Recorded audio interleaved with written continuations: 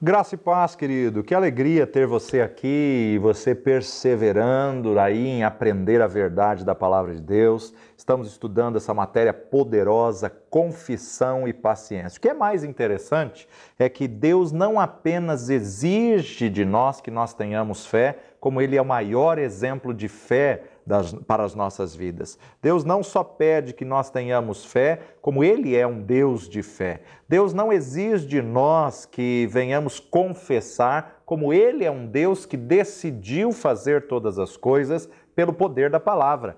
Haja luz e houve luz. Haja separação entre águas e águas, expansão. Então, cada palavra que o Senhor falou, na verdade, foi uma declaração. Deus é um Deus de confissão. Como que Deus utilizou a confissão? É interessante ver como Deus age. Deus sempre proclama as coisas antes da manifestação. Vamos lá para o começo e vamos observar essa verdade no livro de Gênesis, capítulo 1, a partir do verso 1.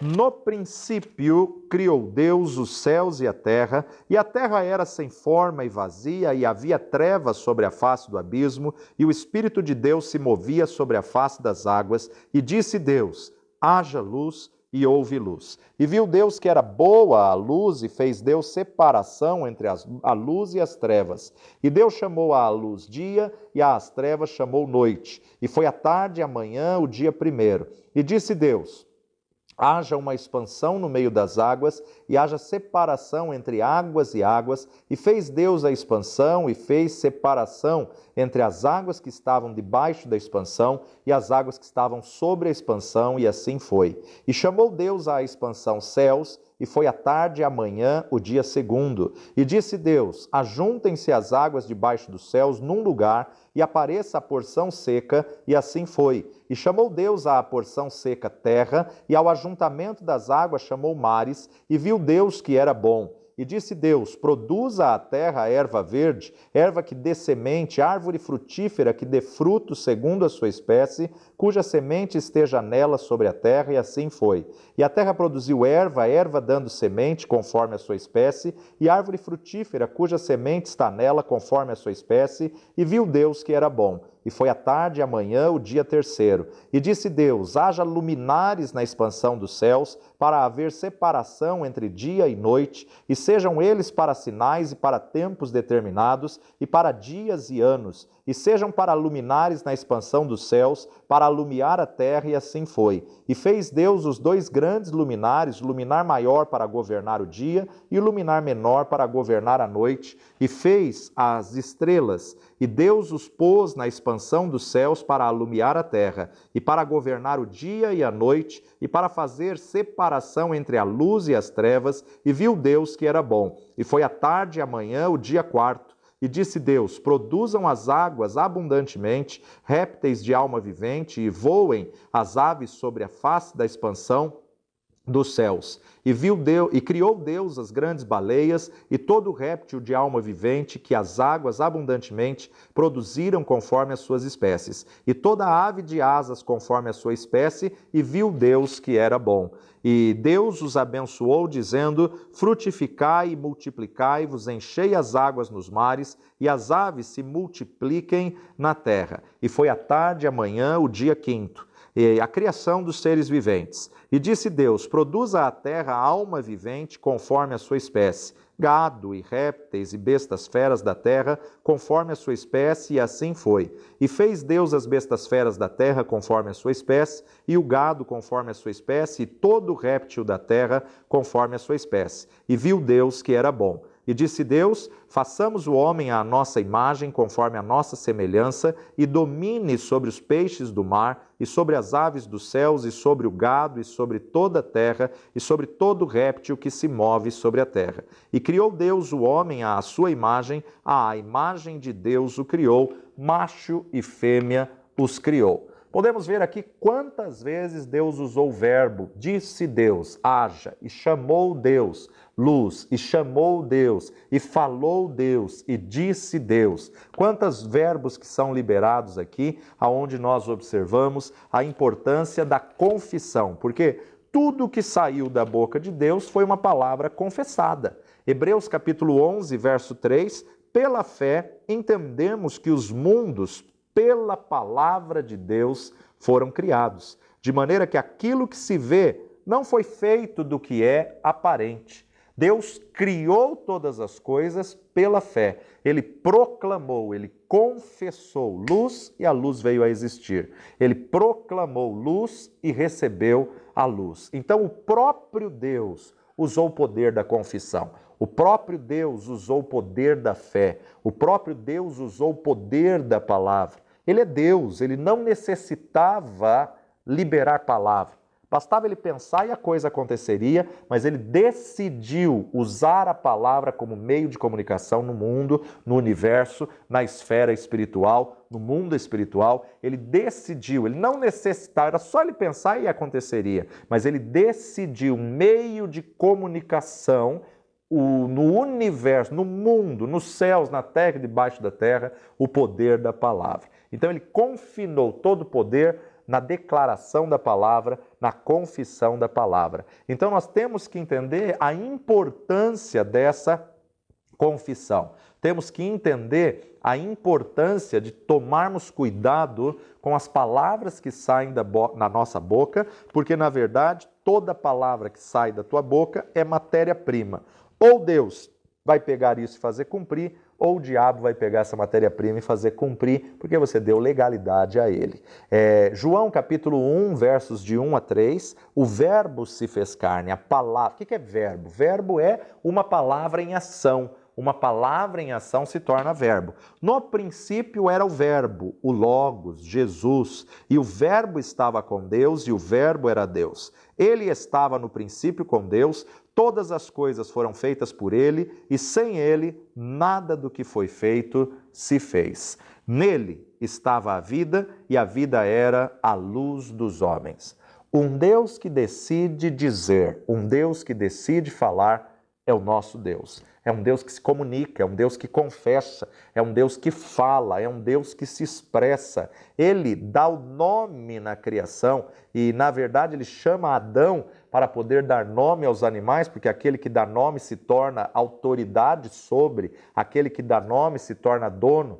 Deus dá um nome a tudo aquilo que ele criou, porque ele é dono de todas as coisas, ele domina sobre todas as coisas e ele dá ao homem poder de domínio. Nós só damos nome naquilo que é nosso, né? Normalmente os pais dão nome sobre os filhos, algumas crianças dão nome sobre um animal de estimação, porque ele tem como propriedade dele, ele tem como dele, né? Então nós observamos nesse texto quantas vezes tem o verbo dizer, disse Deus, chamou Deus, falou Deus. Vendo assim, quantas vezes Deus fala, é interessante que Deus fala e o resultado se alinha de acordo com aquilo que ele fala. Deus nunca falou o caos. A terra estava sem forma e vazia, havia trevas sobre a face do abismo, mas ainda assim o Espírito de Deus se movia sobre a face das águas. E Deus nunca falou o problema, Deus nunca falou o caos. Ele chamou a existência a solução, ele chamou a existência o resultado que ele queria. Então, mesmo que você está olhando para o caos, declare o resultado que você quer. Porque se você ficar falando do caos, do problema, falando do negativo, você vai viver o negativo, você vai viver o caos, você vai viver aquilo que a tua boca está falando. Então Deus nunca falou o caos, mas ele fala a resposta. Havia trevas sobre a face do abismo, ele diz, haja luz e houve luz. Ele é Deus e ele só declara o resultado. Ele só declara o que ele queria, chamando as coisas que não são como se já fossem. Nós, como filhos de Deus, temos que aprender com o nosso Pai. Nós, como filhos, temos que aprender a falar a resposta, a falar o resultado, a confessar, a chamar à existência as coisas que não são como se já fossem. Ainda em Gênesis capítulo 2, verso 19, havendo, pois, o Senhor Deus formado a terra, da terra, todo animal do campo e todas as aves dos céus, os trouxe a Adão para este ver como lhe chamaria.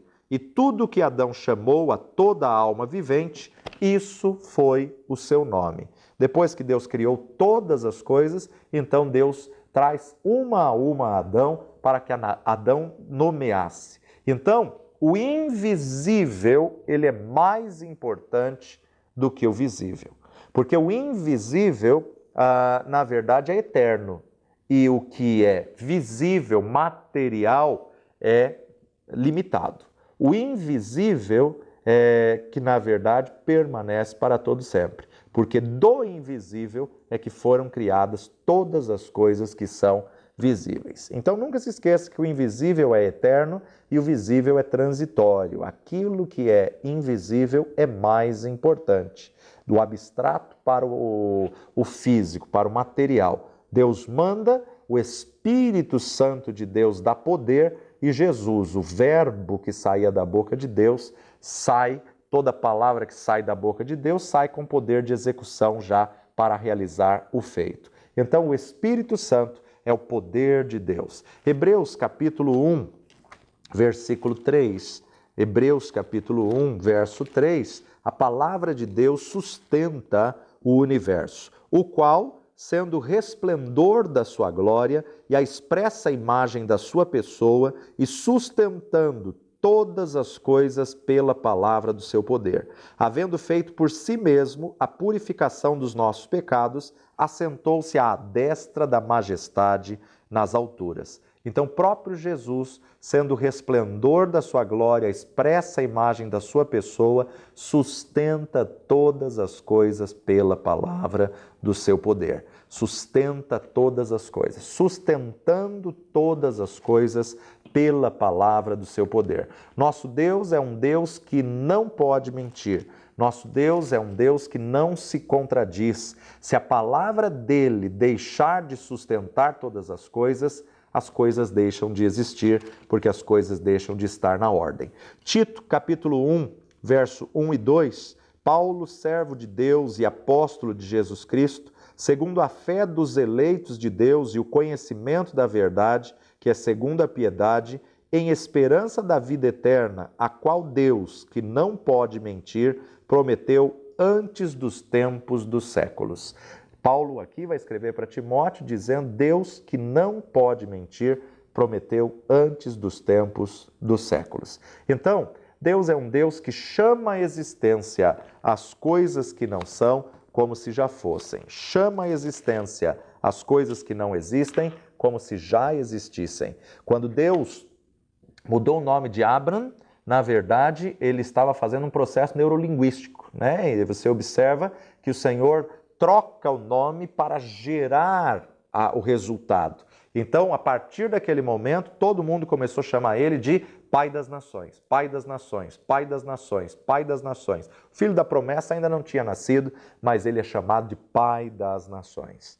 Abraão significa pai de muitas nações. Gênesis capítulo 17, versos 5 e 6. E não se chamarás mais o teu nome Abrão, mas Abraão será o teu nome, porque por pai de multidão de nações te tenho posto. E te farei frutificar grandissimamente, e te farei nações e reis sairão de ti. Te farei nações e reis sairão de ti. Cada vez que o nome Abraão era falado, a fé gerava, a fé aumentava e estava mais perto da manifestação chegar, estava mais perto do cumprimento sobre a vida dele. Então você olha aí o poder da palavra para Deus. A palavra para Deus é muito importante. A palavra e o nome é muito importante. Abrão quer dizer pai exaltado, mas Abraão, em aliança de Abrão com Jeová, ele passa a ser Abraão, que quer dizer pai de multidão de nações, pai de muitas nações.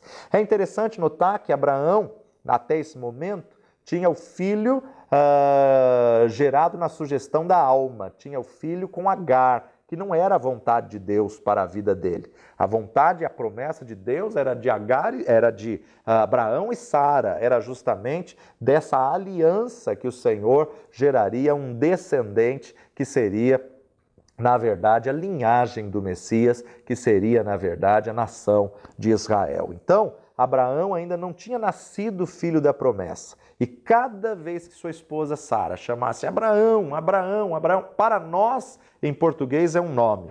Para eles é uma condição. Pai das nações, pai da multidão de nações. Cada vez que um empregado chamava ele pai das nações, cada vez que um servo chamasse ele pai das nações, talvez o empregado, o servo, não entendia nada, mas se Deus mudou o nome, todo mundo começou a chamá-lo de pai de uma multidão de nações, chamando à existência as coisas que não existem como se fossem. Através disso, eles declaravam. Para o povo hebreu, o nome e o ser é a mesma coisa. O ser e o nome é a mesma coisa. Então, cada vez que era declarado Pai das nações, de sorte que a fé vem pelo ouvir e ouvir da palavra de Deus. Eles estavam declarando a palavra de Deus e a fé ia aumentando, ia gerando vida na vida de Abraão, na vida de Sara. Cada vez que ele ouvia Pai das nações, ele se lembrava da visão e da experiência que ele teve com o Deus Todo-Poderoso. O nome para o povo hebreu é muito importante, justamente porque o nome é o ser e o ser é o nome. Diante do povo hebreu, a necessidade aí de alinhar o nome com aquilo que a pessoa é, ou o propósito de vida da pessoa, o que ela está vivendo. Olha só, Ruth, capítulo 1, verso 19 e 20. Assim, pois, foram-se ambas, quem? Ruth e Noemi, até que chegaram a Belém, e sucedeu que, entrando elas em Belém, toda a cidade se comoveu por causa delas, e diziam, não é esta Noemi? Porém ela lhes dizia, não me chameis Noemi, chamai-me Mara, porque grande amargura me tem dado o Todo-Poderoso. Noemi pediu que o nome dela fosse mudado para Amarga. Noemi pediu que não chamem ela mais de bondosa, de graciosa, de Noemi, mas que a chamem de Mara, porque ela tinha se tornado amarga pela perda do marido, pela perda dos filhos que ela viveu em Moabe. Gênesis capítulo 21, verso 1 e 2. E o Senhor visitou a Sara, como tinha dito, e fez o Senhor a Sara como tinha falado. E concebeu Sara e deu a Abraão um filho na sua velhice, ao tempo determinado que Deus lhe tinha dito. Deus sempre cumpre a sua promessa. Deus não é homem para que minta, nem filho do homem para que se arrependa. Aquele que começou a boa obra, ele a completará. Mas como funciona a confissão de Deus? A palavra de Deus ou a confissão de Deus é como se fosse uma profecia. E a profecia é Deus falando. É Deus revelando o futuro antecipadamente. É Deus mostrando o que vai acontecer quando ainda não aconteceu. Números capítulo 23, verso 19. Números 23, 19. Deus não é homem para que minta, e nem filho de homem para que se arrependa. Porventura diria ele e não o faria? Ou falaria e não o confirmaria? Então nós observamos aqui Moisés registrando em Números a integridade da palavra de Deus, a veracidade da palavra de Deus. A profecia é a fé que Deus tem falando. É a fé de Deus se expressando. É a vontade de Deus sendo revelada antecipadamente. Deus não se arrepende. Deus não é como o homem, ora quer uma coisa, ora quer outra. Deus não é como o homem mudando de ideia. Deus estabeleceu, falou, confessou, ele firmou a sua promessa, ele cumpre. Romanos capítulo 3, verso 4, Romanos 3, 4, de maneira nenhuma sempre seja Deus verdadeiro e todo homem mentiroso, como está escrito, para que sejas justificado em tuas palavras e venças quando fores julgado. Deus realmente vela para cumprir todas as profecias. Quando Jesus nasceu, diversas profecias foram cumpridas na sua vida e também durante toda a sua vida, sua morte, sepultamento e ressurreição, diversas profecias foram cumpridas em um mesmo dia, em um mesmo período, pode-se cumprir diversas profecias. E nós precisamos entender que aquilo que Deus já tinha falado há anos, né? Algumas confissões de Deus que se cumpriram com o nascimento de Cristo. Por exemplo, a primeira profecia acerca de Jesus, Gênesis capítulo 3, versículo 15, o Senhor está sentenciando o pecado de Adão e Eva e o juízo sobre a terra por causa do pecado de Adão e Eva. E Gênesis capítulo 3, 15, Deus diz, porém inimizade entre ti, a serpente, e a mulher, entre a tua semente, a semente da serpente e a semente da mulher. Mulher não tem semente, mas Deus estava falando de uma virgem,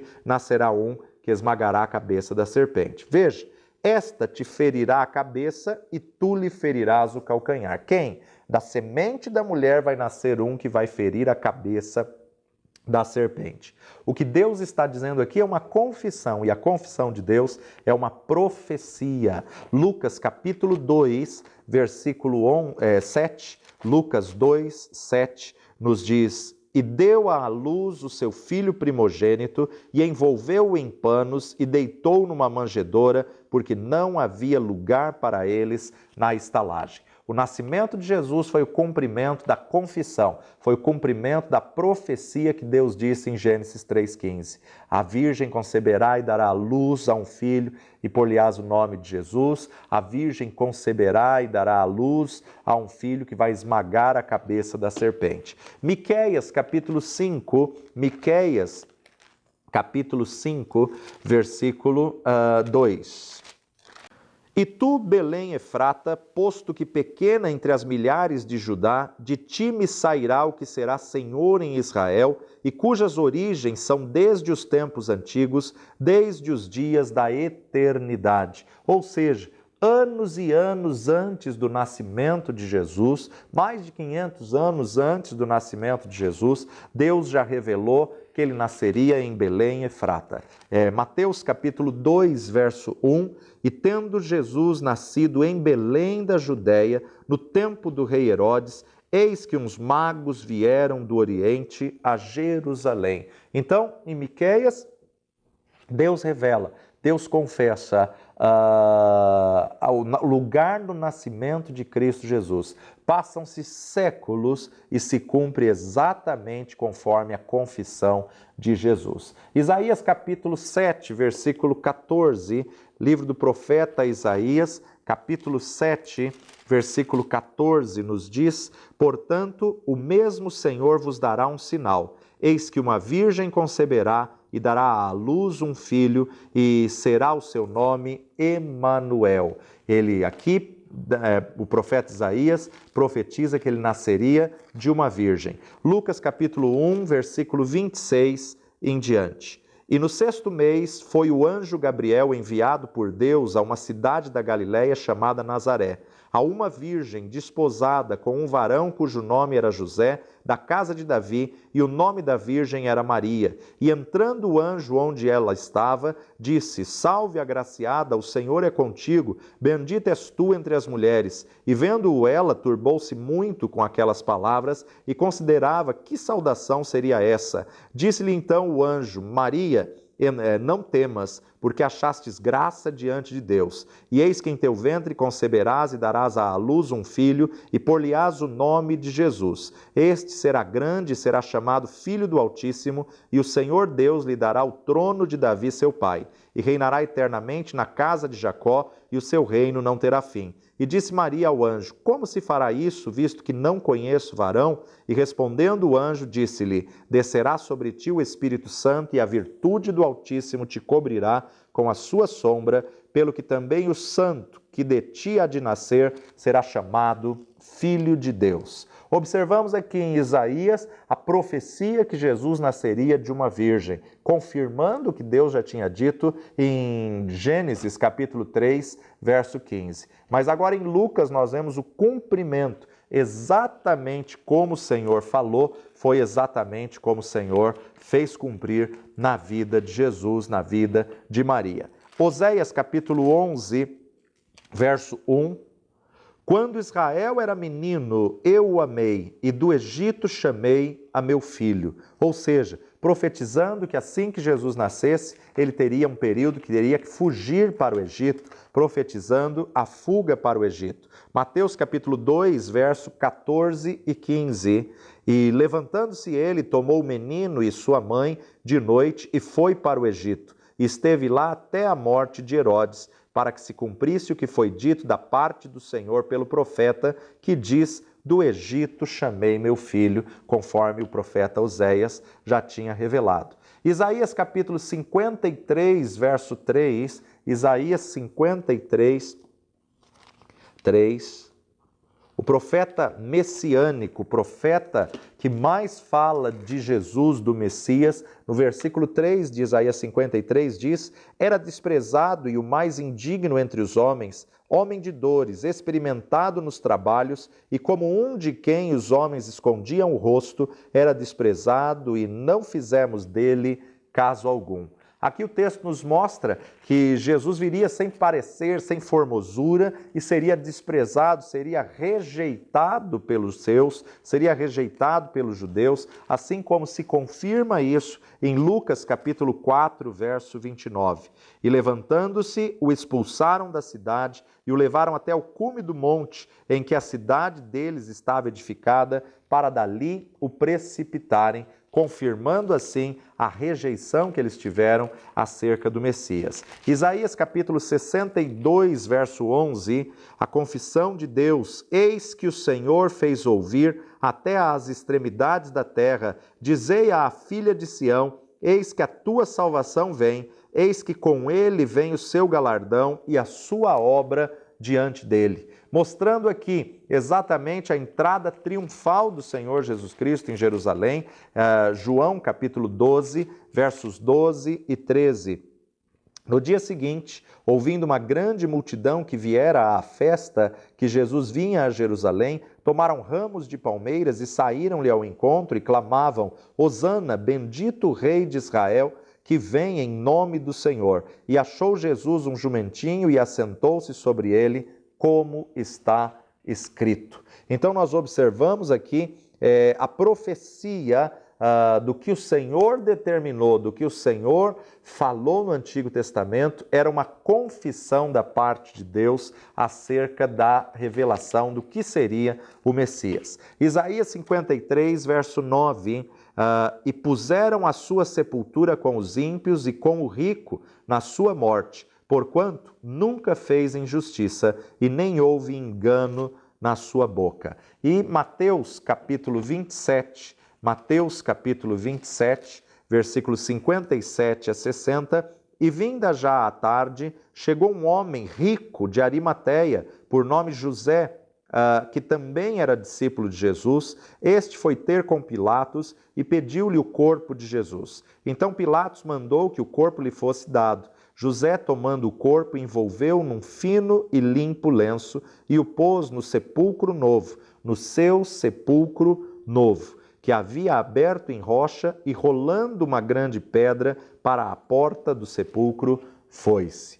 Sabemos que José de Arimateia era um homem próspero, um homem rico. Para ter ali um sepulcro próximo de Jerusalém, próximo da cidade santa, ele tinha que ser muito abastado em dinheiro, e assim como o Senhor havia profetizado, assim como a confissão de Deus, que Jesus, na verdade, teria uma sepultura como dos ímpios e com os ricos, então ele fez cumprir. Jesus nunca se preocupou aonde ele seria sepultado, mas Deus já tinha confessado isso no Antigo Testamento através do profeta Isaías, mais de 700 anos antes de Cristo. Não só sua morte foi profetizada, como também a sua ressurreição. Toda confissão de Deus é uma profecia. Salmo 16, verso 10, nos diz: pois não deixará minha alma no inferno e nem permitirás que o teu santo veja a corrupção. Esse texto se refere justamente à ressurreição do Senhor Jesus Cristo, ou seja, ele seria ressurreto antes do seu corpo entrar num processo de decomposição. E isso se cumpre na ressurreição em Mateus capítulo 28, versos 6 a 9. Ele não está aqui porque já ressuscitou, como tinha dito. Vinde e vede o lugar onde o Senhor jazia. E depois, imediatamente, dizei aos seus discípulos que já ressuscitou dos mortos, e eis que ele vai adiante de vós para a Galiléia, ali o vereis, e eis que eu vô-lo tenho dito. E saindo elas pressurosamente do sepulcro, com temor e grande alegria, correram a anunciá-lo aos seus discípulos. E indo elas, eis que Jesus lhe sai ao encontro, dizendo: eu vos saúdo. E elas, chegando, abraçando os seus pés, o adoraram. tremendo nós observarmos aqui que toda a profecia acerca do nosso Senhor Jesus Cristo se cumpriu na íntegra, se cumpriu de uma forma tremenda e gloriosa. Porque toda profecia que saiu da boca de Deus é uma confissão que saiu da boca de Deus. E a profecia no Antigo Testamento, Deus é o Deus que chama à existência as coisas que não são como se fossem. As profecias que Deus revelou é como se fosse a fé de Deus sendo expressada, a fé do nosso Senhor Todo-Poderoso, nosso Deus, sendo falada. Através dos profetas do Antigo Testamento, houveram inúmeras profecias que se cumpriram na vida do nosso Senhor Jesus Cristo na íntegra. O que é profetizar? Profetizar é levar adiante, profetizar é proclamar, profetizar é falar em lugar de. Então, os profetas no Antigo Testamento, eles eram porta-vozes de Deus sobre a terra. Os profetas eram a própria boca de Deus sobre a terra. A voz profética, ela era para endireitar as veredas e para preparar os caminhos. Olha só o que o profeta Amós registra no capítulo 3, verso 7 do seu livro. Certamente o Senhor Jeová não fará coisa alguma sem ter revelado seu segredo aos seus servos, os profetas. Deus liberou a sua palavra, ele fica preso àquilo que ele falou. Ele fica limitado à sua palavra. Não vai fazer jamais algo que vai contrariar a sua palavra. Na verdade, é também porque Deus não muda os seus conceitos, os seus princípios, não é igual ao homem. Ora quer uma coisa, ora quer outra, ora gosta, ora não gosta, ora quer, ora não quer, que fica mudando de opinião, de desejos e de gosto. Deus fala, ele faz. Deus promete, ele cumpre. Isaías capítulo 46, versos 9 a 11. 46, 9. Lembrai-vos das coisas passadas desde a antiguidade, que eu sou Deus e não há outro Deus, não há outro semelhante a mim, que anuncio o fim desde o princípio e desde a antiguidade as coisas que ainda não sucederam, que digo o meu conselho será firme e farei toda a minha vontade, que chamo a ave de rapina desde o oriente e o homem do meu conselho desde as terras remotas, porque assim o disse e assim acontecerá. Eu o determinei e também o farei. Gênesis capítulo 18, versos 17 a 19. Gênesis 18, 17 a 19. E disse o Senhor: ocultarei eu a Abraão o que faço? Visto que Abraão certamente virá a ser uma grande e poderosa nação, e nele serão benditas todas as nações da terra. Porque eu o tenho conhecido, que ele há de ordenar a seus filhos e a sua casa depois dele, para que guardem o caminho do Senhor, para agirem com justiça e juízo, para que o Senhor faça vir sobre Abraão o que acerca dele tem falado. O nosso Deus é um Deus que fala, o nosso Deus é um Deus que se expressa, o nosso Deus é o mesmo ontem, hoje e eternamente. Nosso Deus não mudou, ele não faz coisa alguma sem antes revelar aos seus servos, os profetas. Muitas pessoas deixaram de ouvir de Deus e muitas pessoas não acreditam que Deus possa falar ainda nos dias de hoje. Mas Deus é o mesmo ontem, hoje, eternamente. Esse nosso Deus é Deus tremendo, é Deus poderoso, é Deus que fala, é Deus que revela a sua vontade a seus filhos. E nós temos que entender que Abraão se tornou amigo de Deus, mas quando Deus olha para uma pessoa, ele vê a sua linhagem. Quando Deus olha para uma pessoa, ele vê a sua descendência. Quando Deus olhava para Abraão, ele via a nação de Israel. Tanto é que quando Rebeca estava grávida, na verdade, ela estava grávida de gêmeos, né? E nós vamos observar que eles disputavam dentro do ventre, e ela foi orar e Deus disse: 2 nações há dentro do teu ventre. Deus não disse 2 bebês, Deus não disse 2 fetos, Deus não disse 2 crianças estão brigando no teu ventre, mas Deus já olhava para aquela semente, para aquele ventre e via 2 nações, Esaú e Jacó, e via a nação aí dos ismaelitas e a nação dos israelitas, a nação aí de Esaú e de Jacó. Interessante nós observarmos aí a descendência, a linhagem, interessante observarmos aí o Esaú, Edom, Edomitas e também Jacó, aí a linhagem de Israel, mas Deus olha desde o ventre e vê na semente a linhagem e a descendência, porque Deus é um Deus que se expressa, Deus é um Deus que usa